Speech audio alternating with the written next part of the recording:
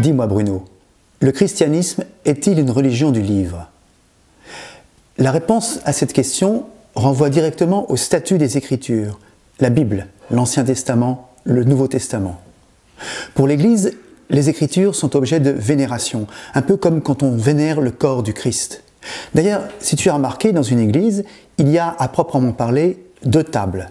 Il y a l'autel où on célèbre la présence de Jésus-Christ ressuscité dans le pain et le vin.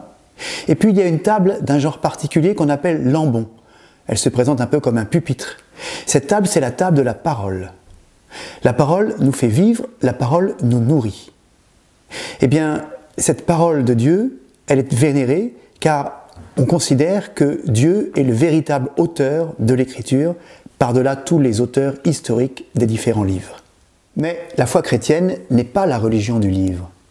Le christianisme, c'est la religion de la parole de Dieu incarnée en son Fils Jésus-Christ. Et d'ailleurs, Jésus lui-même vient nous donner l'intelligence des Écritures. Il y a un très beau passage dans l'évangile de Luc, le récit des pèlerins d'Emmaüs, qui nous montre que Jésus chemine avec des pèlerins et qu'il leur donne l'explication de l'Ancien Testament et de sa venue, et de sa passion et de sa résurrection. Le christianisme n'est pas la religion du livre, car cette parole de Dieu, elle a besoin d'être interprétée. Et c'est l'Esprit Saint lui-même qui se fait interprète de la Sainte Écriture. Et en effet, l'Esprit Saint nous fait comprendre, nous fait entrevoir une réalité du mystère. Ce qui fait que quand nous lisons la Bible, nous devons faire un travail. C'est un travail d'interprétation. Il faut par exemple découvrir l'intention de l'auteur, avoir aussi des connaissances sur le contexte historique, et puis comprendre aussi l'existence de genres littéraires différents. On ne lit pas le livre de la Genèse comme on lit un récit d'évangile. C'est le Concile Vatican II qui a posé un certain nombre de conditions pour bien lire, pour bien interpréter la Sainte Écriture. Vatican II nous dit qu'il faut porter attention au contenu et à l'unité de toute l'Écriture. Et ça, c'est important pour en comprendre le sens. Et puis, Vatican II aussi rappelle qu'il faut lire l'Écriture sainte dans une tradition, qui est la tradition vivante de toute l'Église. Un peu comme si les lecteurs se succédaient dans l'histoire pour éclairer, pour améliorer la compréhension de l'Écriture. En fait, quand on lit la Bible, on est un peu invité à faire un travail de jardinier. Il y a plusieurs strates, plusieurs sens. Il y a différents sens à l'écriture. On peut les classer en deux axes principaux, le sens littéral et le sens spirituel. Le sens littéral, c'est très simple, c'est le sens des événements qui nous sont décrits, le sens des mots, le sens des paroles.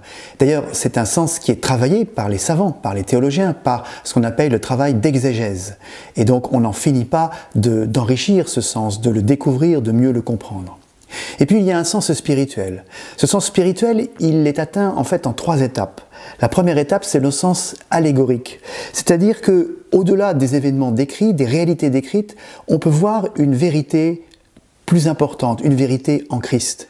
Par exemple, quand la Bible nous raconte le passage de la mer Rouge, la traversée de la mer Rouge, eh bien, on peut y voir l'allusion aussi au bain de notre baptême, la libération liée à notre baptême. Le sens moral, c'est un deuxième étage du sens spirituel. C'est en fait un sens où on a besoin d'être instruit, d'être enseigné sur ce que nous pouvons faire de nos vies. Par exemple, lorsque nous lisons la parabole du bon samaritain, cela nous dit quelque chose aussi sur la façon dont nous devons traiter autrui, dans la façon dont nous devons pratiquer la charité. Et puis, le sens anagogique. Le sens anagogique, c'est peut-être le sens ultime de la lecture de l'Écriture.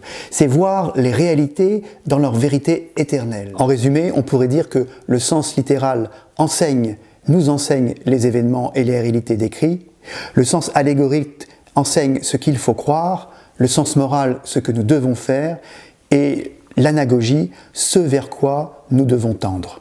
Cherche, tu trouveras, frappe, on t'ouvrira.